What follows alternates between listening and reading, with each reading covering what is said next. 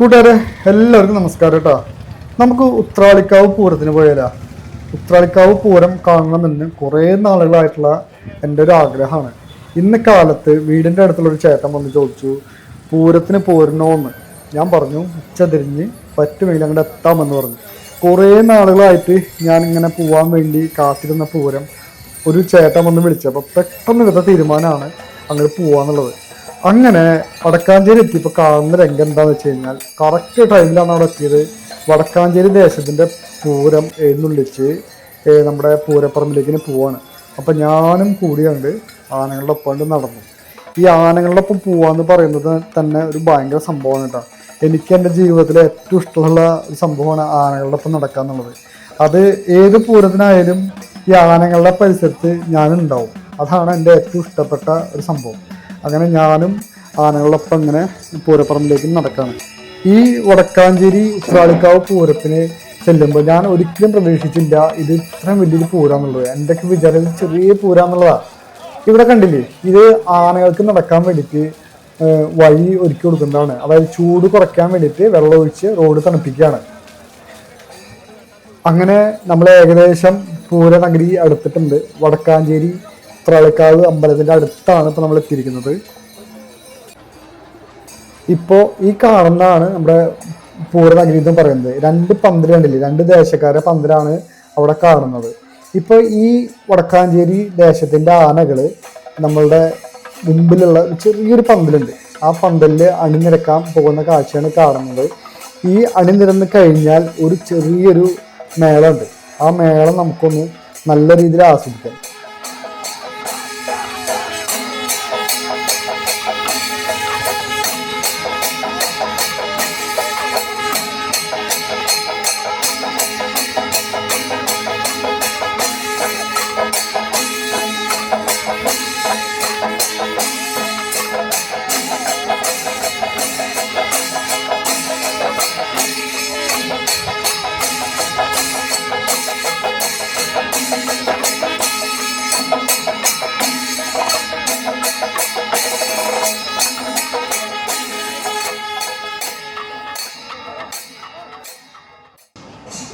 ഉത്രാളിക്കാവ് പൂരത്തിന് ഞാനിവിടെ വന്നിറങ്ങുമ്പോഴേ എൻ്റെ മനസ്സിൻ്റെ ചിന്ത, ഇതൊരു ചെറിയ പൂരം, അതായത് എല്ലാ പൂരങ്ങളും ചെറിയ പൂരങ്ങൾ പോലെയുള്ളൊരു പൂരം തൃശ്ശൂർ പൂരത്തിൻ്റെ ഒന്നും അടുത്തോടെ പോവില്ല എന്നൊക്കെയാണ് എൻ്റെ വിചാരം. പക്ഷേ ഞാനിവിടെ വന്നു കഴിഞ്ഞപ്പോൾ എനിക്ക് മനസ്സിലായി, ഈ പൂരം ഒരു ചെറിയ പൂരല്ല, അത് ഗംഭീര പൂരമാണ്. എല്ലാവരും ജീവിതത്തിൽ ഒരു പ്രാവശ്യമെങ്കിലും ഉത്രാളിക്കാവ് പോയിട്ട് ഈ പൂരം കാണണം. ഒറ്റ പ്രാവശ്യം വന്നു കഴിഞ്ഞാൽ പിന്നെ പൂരപ്രേമി ആണെങ്കിൽ നിങ്ങളുടെ എല്ലാ കൊല്ലത്തിരിക്കും. അതുപോലത്തെ ഒരു പൂരം, ഇത്രയും സൗന്ദര്യമുള്ളൊരു പൂരം എൻ്റെ ജീവിതത്തിൽ ഞാൻ കണ്ടിട്ടില്ല. ആ സൗന്ദര്യം തന്നെയാണ് ഈ പാടപ്പറമ്പ്. ഈ പാടം തൊഴുത് കഴിഞ്ഞിട്ട് ഉള്ള ആ പറമ്പിൽ ഇരുന്നിട്ടുള്ള പൂരക്കാഴ്ചകൾ നിങ്ങളൊന്ന് ജസ്റ്റ് ഒന്ന് കാണേണ്ട തന്നെയാണ്. ഇതിലെ ഏറ്റവും വലിയ പ്രത്യേകതകൾ, നാടൻ കലാരൂപങ്ങൾ ഇഷ്ടം പോലെ വരുന്നുണ്ട്.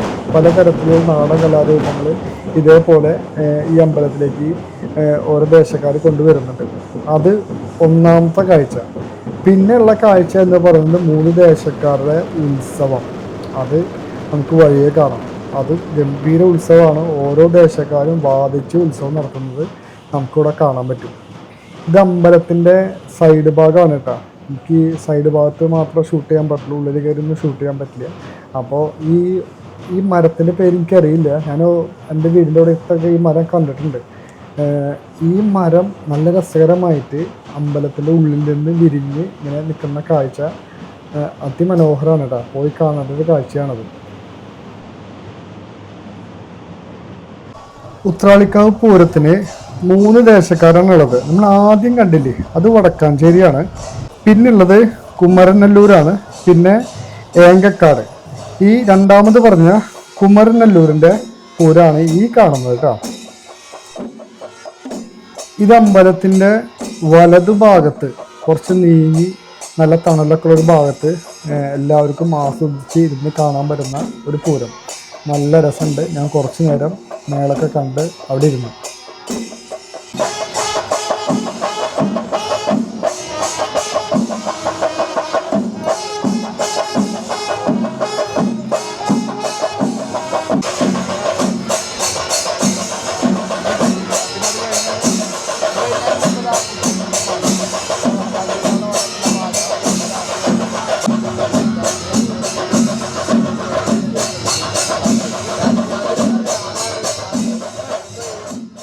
അതെ, ഈ വീഡിയോ കുറച്ച് ലെങ്തിയാണ്.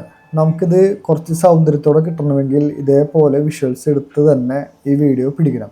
അതുകൊണ്ടാണ് ഇത് ഇത്തിരി നീണ്ടു പോയിരിക്കുന്നത്. അപ്പോൾ എല്ലാവരും നല്ല രീതിയിൽ വീഡിയോ കാണുക കേട്ടോ. നമ്മളിപ്പോൾ പോകുന്നത് ഏങ്കക്കാട് ദേശത്തിൻ്റെ അടുത്തേക്കാണ്. ഈ ഏങ്കക്കാട് ദേശത്തിൻ്റെ പൂരം കഴിഞ്ഞാൽ ഈ ആനകളൊക്കെ കൊണ്ട് അമ്പലത്തിൻ്റെ അടുത്തേക്ക് ഒരു നടത്തുണ്ട്. ആ നടത്തം ഒന്ന് കാണേണ്ടതാണ്. ഈ പൂരത്തിൻ്റെ ഏറ്റവും നല്ല മനോഹാരിത രംഗം അത് തന്നെയാണ് കേട്ടോ.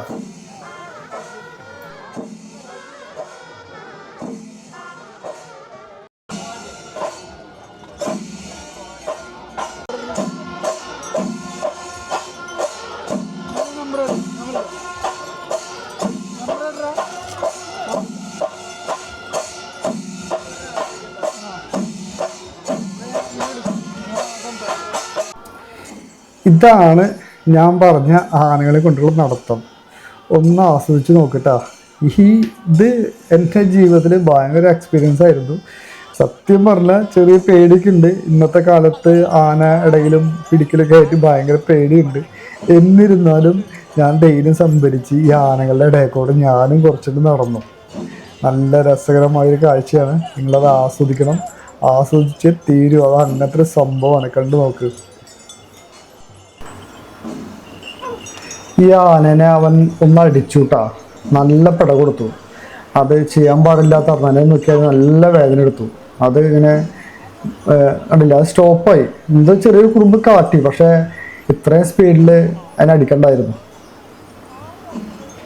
നമുക്ക് ഉത്രാളിക്കാവിൻ്റെ ഈ ആന നടത്തത്തിൻ്റെ ഇടയിൽ കുറച്ച് കാര്യങ്ങൾ പറയാം. അതായത് ഉത്രാളിക്കാവ് പൂരം എന്ന് പറയുന്നത് എന്തുകൊണ്ടാണ് ഇത്ര സൗന്ദര്യം വന്നതെന്നറിയോ? ഇതിൻ്റെ ആ സ്ഥലത്തിൻ്റെ വിസ്തൃതിയാണ്. കണ്ടമാണ് സ്ഥലമുണ്ട്. അതായത് ഇവിടെ ലക്ഷക്കണക്കിന് ആൾക്കാർ വന്നാലും അതിനൊക്കെ ഉൾക്കൊള്ളാനുള്ള സ്ഥലം ഈ പൂരത്തിനുണ്ട്. ഇത് മുഴുവൻ നിലങ്ങളാണ്. അതായത് നെൽപ്പാടം ഉള്ള നിലങ്ങളാണ്. നെല്ല് കൊയ്ത് കഴിഞ്ഞിട്ട് അവിടെയാണ് ഈ പൂരം നടക്കുന്നത്. നമ്മൾ പലരും പല വീഡിയോസും കണ്ടിട്ടുണ്ടാവും. ഉത്രാളിക്കാവിൻ്റെ നെൽപ്പാടത്തിൻ്റെ നടുവിൽ ഒരു അതിമനോഹരമായ ക്ഷേത്രം നിൽക്കുന്നത് നമ്മൾ കണ്ടിട്ടുണ്ടാവും. ആ നെൽപ്പാടങ്ങൾ കൊയ്ത് കഴിയുമ്പോഴാണ് നമ്മളിവിടെ വന്നിട്ട് പൂരം നടത്തുന്നത്. അതുകൊണ്ട് എല്ലാവർക്കും വന്ന് ആസ്വദിച്ച് ഈ പൂരം നമുക്ക് കാണാൻ പറ്റും. അത് വെടിക്കെട്ടായിക്കോട്ടെ, ആനപ്പൂരമായിക്കോട്ടെ, എന്ത് പരിപാടികളും ഇവിടെ നടക്കുന്നത് നമുക്ക് നല്ല രീതിയിൽ ആസ്വദിക്കാൻ പറ്റും. 3 പൂരങ്ങളുണ്ടാവും. 3 പൂരത്തും ഒരേ സമയമാണ് നടക്കുക. അപ്പം നമുക്ക് മാറി മാറി ഓരോ പൂരം പോയി കാണാനുള്ള സൗകര്യമുണ്ട്. പിന്നെ അതുപോലെ വെടിക്കെട്ടാണെങ്കിലും ഇവരൊക്കെ, അതായത് തൃശ്ശൂർ പൂരത്തൊന്നും നമുക്ക് വെടിക്കെട്ട് കാണാനേ പറ്റില്ല. അതായത് ഒരു എത്രയോ ലക്ഷം ജനങ്ങൾ തൃശ്ശൂർ പൂരത്തിന് വരുന്നത്. പക്ഷെ ഒരു 10,000 പേര് ആ വെടിക്കെട്ട് കണ്ടു എന്ന് പറയാൻ പറ്റുള്ളൂ. അല്ലാതെ എനിക്കറിയില്ല തൃശ്ശൂർ പൂരത്തിന് ആൾക്കാർ വെടിക്കെട്ട് ആസ്വദിച്ച് കാണാൻ പറ്റുന്നുള്ളത്. വെറുതെ കുറെ ആൾക്കാർ മണ്ടയിലൊക്കെ പതുങ്ങി നിന്ന് സൗണ്ട്, ആ ഒരു എന്താ പറയാ, ഭീകര സൗണ്ട് മാത്രം കേട്ടിട്ട് തിരിച്ചു പോകുന്നതാണ്. ഇതങ്ങനല്ല. ഇവിടെ വരുന്ന ഓരോ വ്യക്തിക്കും വെടിക്കെട്ട് കാണാൻ പറ്റും. അത് ഞാൻ കാണിച്ചു തരാം. വീഡിയോ ലാസ്റ്റ് ഞാൻ എടുത്തിട്ടുണ്ട്. വെടിക്കെട്ട് ഉള്ള ഭാഗം ഞാൻ എടുത്തിട്ടുണ്ട്. പിന്നത്തെ കാര്യം എന്ന് പറയാനുള്ളത്, ഓരോ ആനപ്പൂരത്തിൻ്റെ അടുത്തും നമുക്ക് മാറി പോയി ആസ്വദിക്കുക എന്നുള്ളതാണ്. പിന്നെ ഈ 2 പന്തല്, നല്ല അതിഗംഭീരമായ പന്തല്, വലിയ പന്തല്, ഇങ്ങനെ വിരിഞ്ഞു നിൽക്കുന്ന പന്തല്. ഈ 2 പന്തലും രാത്രി ലൈറ്റ് അറേഞ്ച്മെൻ്റ് ഒക്കെ വരുമ്പോൾ ഭയങ്കര സൗന്ദര്യമാണ്. അതും ഒന്ന് കാണേണ്ട സംഭവമാണ്. പിന്നെ ഈ പൂരം ആസ്വദിക്കണമെങ്കിൽ നമ്മളൊരു ഏകദേശം 3 മണിക്കെങ്കിലും ഇവിടെ എത്തിച്ചേരണം.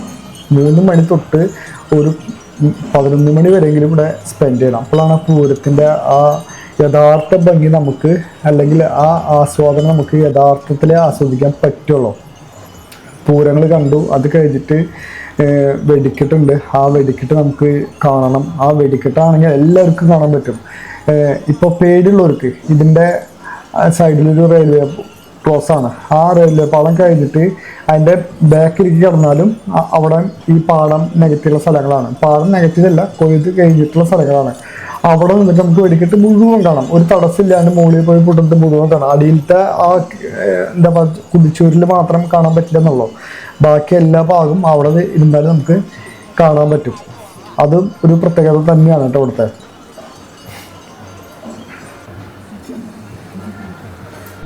ഏങ്കക്കാടിൻ്റെ പൂരം അമ്പലത്തിന് മുമ്പിലേക്ക് വന്നിട്ടുണ്ട്. അത് നമുക്കൊന്ന് കാണാം. അത് കഴിഞ്ഞിട്ട് വടക്കാഞ്ചേരി ഇപ്പോൾ താഴത്തേക്ക് ഇറങ്ങിയിട്ട് അവിടേക്ക് നമുക്കൊന്ന് പോവാം. ഇത് കഴിഞ്ഞിട്ട്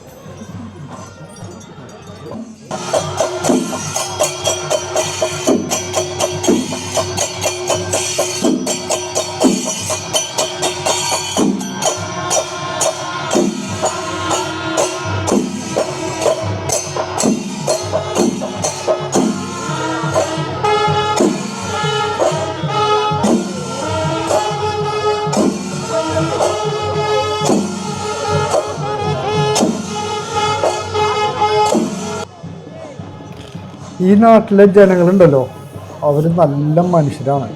അത് വേറൊരു പ്രത്യേകതയാണ് കേട്ടോ. വളരെ നിഷ്കളങ്കരായ ഗ്രാമീണരായ ആൾക്കാരാണ് ഈ വടക്കാഞ്ചേരി പ്രദേശത്തുള്ളത്. അതുകൊണ്ട് ഇവിടെ നമുക്ക് ഈ പൂരത്തിൻ്റെ സമയത്ത് അടിപിടി അങ്ങനത്തെ ലഹളകൾ ഒന്നും കാണില്ല. എല്ലാവരും നല്ല ഫാമിലി കൊണ്ടുവന്ന് ആസ്വദിച്ച് ഇവിടുന്ന് പോവുക. അതാണ് ഇവിടുത്തെ ഒരു ഇത്. നല്ല രീതിയിൽ കച്ചവടക്കാർക്ക് കച്ചവടം കിട്ടുന്നുണ്ട്. കച്ചവടക്കാർക്കൊക്കെ കച്ചവടത്തിൻ്റെ പൂരാണ്. കാരണം ഈ രാത്രി ഒരു 6 മണി കഴിഞ്ഞോട്ടെ ജനങ്ങളെ കാണിച്ചു തരാം. അപ്പോഴാണ് മനസ്സിലായത് എന്തോരം ജനങ്ങളോട് വരുന്നുള്ളത്. അത്രയധികം ജനങ്ങൾ വരും. എല്ലാവരും സന്തോഷത്തോടെ കണ്ട് പിരിഞ്ഞു പോകുന്നൊരു പൂരാണ് ഉത്രാലിക്കാവ് പൂരം. ഇപ്പോൾ വടക്കാഞ്ചേരി ആ ചെറിയ കുന്നിൻ്റെ ഭാഗത്തു നിന്ന് ഇറങ്ങി താഴത്തെ അമ്പലത്തിൻ്റെ ആ മറ്റേ പൂരം നടക്കുന്നില്ലേ, രണ്ടാമത്തെ പൂരം, അതിൻ്റെ നേരെ ഓപ്പോസിറ്റുള്ള സ്ഥലത്ത് ഇപ്പോൾ നിൽക്കുകയാണ് കേട്ടോ. ആ എഴുന്നള്ളിപ്പ് അവിടെ വന്നു.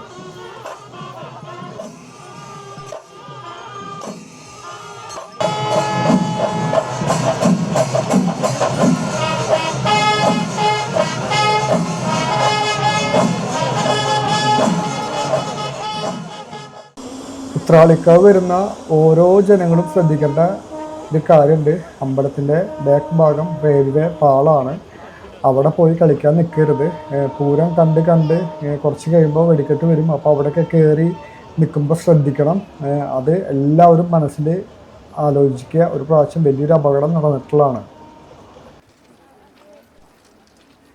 ഞാൻ ആ പൂരം കുറച്ച് കണ്ടു കഴിഞ്ഞ് വൈകിട്ടായപ്പോൾ എന്തെങ്കിലും കഴിക്കാൻ വേണ്ടിയിട്ട് വന്നു. അപ്പോൾ റെയിൽവേ ക്രോസ് ചെയ്തിട്ട് ആ പുറത്തുള്ള ആ പാടങ്ങൾ പറഞ്ഞില്ലേ, ആ പാടത്തേക്കാണ് ഞാൻ പോകുന്നത്. ഇതാണ് ആ റെയിൽവേ പാളം. ഇവിടുത്തെ ഒരു രംഗം ഞാൻ കുറച്ച് കഴിയുമ്പോൾ കാണിച്ചു തരാം. പോലീസുകാരുടെ എന്താ പറയുക സഹകരണം അതൊക്കെ കാണിച്ചു തരാം. ഇപ്പം ഞാനിവിടെ വന്ന് കുറച്ച് എന്താ പറയുക ഭക്ഷണം കഴിക്കാൻ വേണ്ടി വന്നതാണ്. അപ്പം പുറത്തും കടകളും കാര്യങ്ങളൊക്കെ ഉണ്ട്. ഇവിടെ ഞാൻ കുറച്ച് ബജിയും ചായയൊക്കെ മേടിച്ച് ഞാൻ കഴിച്ചു.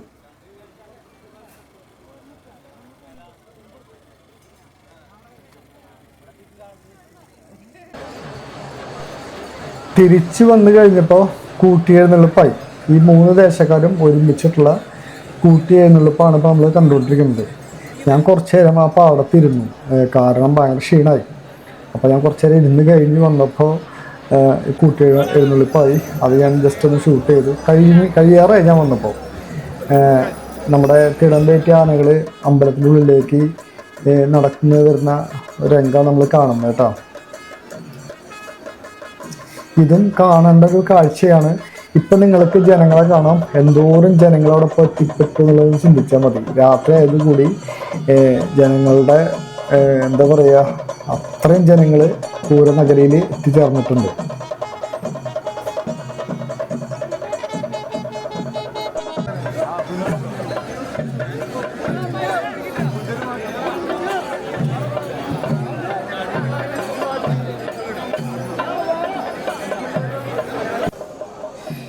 ഇനി നമുക്കൊന്നേ തിക്കും തിരക്കൊക്കെ ഒന്ന് പോയി കണ്ടിട്ട് വരാം.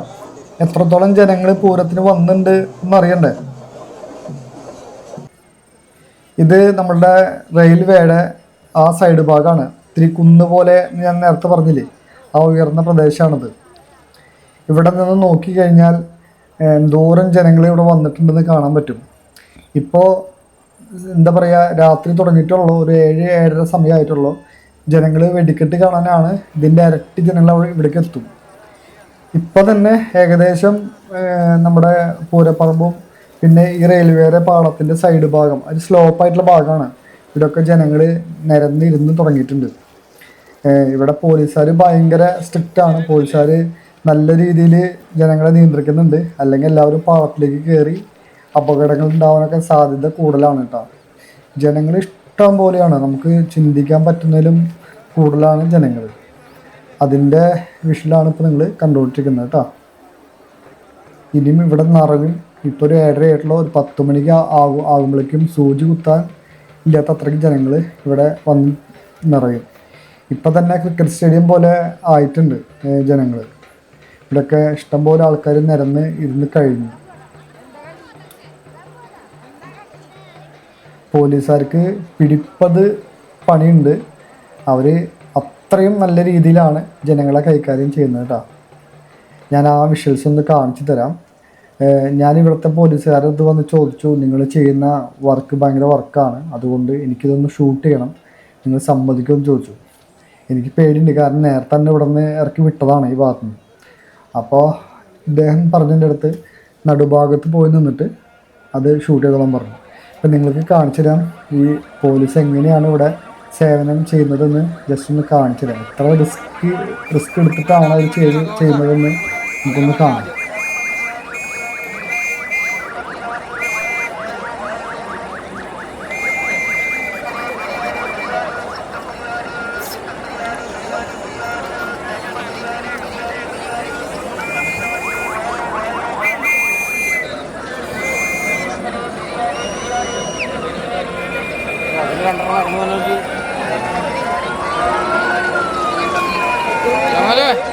ആ 2 പിള്ളേർ ട്രാക്കിലേക്ക് കയറും.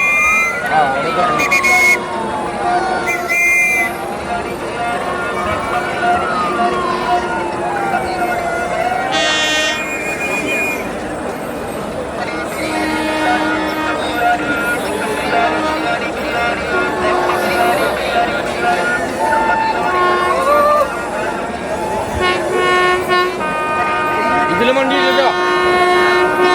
ഇതിൽ വണ്ടി വന്നില്ല.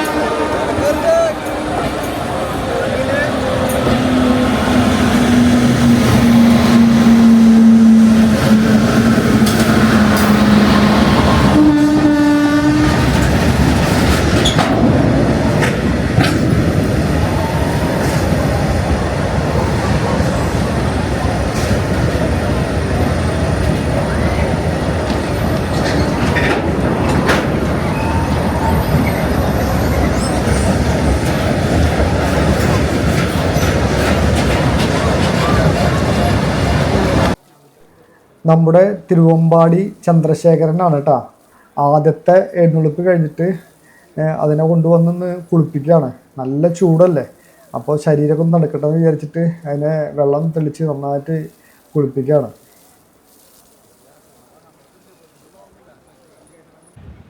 ഇപ്പം ഏകദേശം ഒരു 3 മണി ഒക്കെ ആയിട്ടുണ്ട്.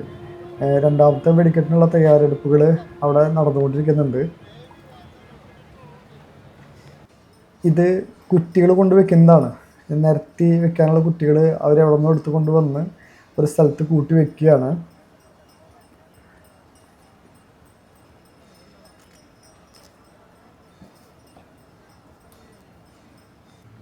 ആദ്യം നടന്ന വെടിക്കെട്ടിൻ്റെ ഭാഗം അവർ വൃത്തിയാക്കിയിട്ടാണ് അത് അവിടെ വീണ്ടും സ്ഥാപിക്കുക. അത് കഴിഞ്ഞൊരു ചേട്ടൻ വന്നു, ആ കുറ്റികളൊക്കെ ഒന്ന് തട്ടി നോക്കി അതിൽ ഇളക്കമുള്ളതൊക്കെ മാറ്റി കളയുന്നുണ്ട്. ഇപ്പം ഏകദേശം കുറ്റികളൊക്കെ റെഡി ആയിട്ടുണ്ട്. ആദ്യത്തെ വെടിക്കെട്ട് എനിക്ക് പിടിക്കാൻ പറ്റിയില്ല. ഞാൻ പിടിച്ചു, പക്ഷേ അത് ഷൂട്ടായില്ല. അങ്ങനെ ഒരു വിഡ്ഢിത്തം ഞാൻ ചെയ്തില്ല ഇടയിൽ. അതുകൊണ്ട് ഞാൻ 3:30 വരെ വെയിറ്റ് ചെയ്തു. വീണ്ടും 3:30 അല്ല, 4 മണി 5 മണിയായി. ആ സമയം വരെ വെയിറ്റ് ചെയ്ത് രണ്ടാമത്തെ വെടിക്കെട്ട് ഷൂട്ട് ചെയ്തിട്ടാണ് ഞാൻ തിരിച്ച് പോകുന്നത്. ഇത് ഫിനിഷിംഗ് പോയിൻ്റാണ്. ഇവിടെ നിന്ന് തുടങ്ങി ഫിനിഷിംഗ് പോയിൻ്റ് ഇവിടെ നിന്ന് തുടങ്ങി ആ തെങ്ങ് കഴിഞ്ഞിട്ടാണ് കൂട്ടപ്പറിച്ചിൽ വരിക കേട്ടോ. ഇപ്പം നമ്മൾ ഉത്രാളിക്കാവ് പൂരത്തിൻ്റെ അവസാന ഭാഗത്തേക്ക് എത്തിയിരിക്കുകയാണ്. വെടിക്കെട്ടിനുള്ള ദീപമാണ് കൊണ്ടുപോകുന്നത്. ആ തീ കൊണ്ടുപോയി കൊളുത്തി കഴിഞ്ഞാൽ വെടിക്കെട്ട് സ്റ്റാർട്ടാവായി. അപ്പോൾ എല്ലാവരും വെടിക്കെട്ട് നല്ല രീതിയിൽ കാണാൻ ഞാൻ നന്നായിട്ട് റെക്കോർഡ് ചെയ്തിട്ടുണ്ട്. അപ്പോൾ ഈ വീഡിയോ ഇഷ്ടപ്പെട്ടുവെങ്കിൽ എല്ലാവരും ഒന്ന് സപ്പോർട്ട് ചെയ്യുക. നല്ല വീഡിയോ ആണ്. പൂരം ആസ്വദിച്ചു എന്ന് ഞാൻ വിശ്വസിക്കുന്നു. അപ്പോൾ എല്ലാവർക്കും നന്ദി, നമസ്കാരം.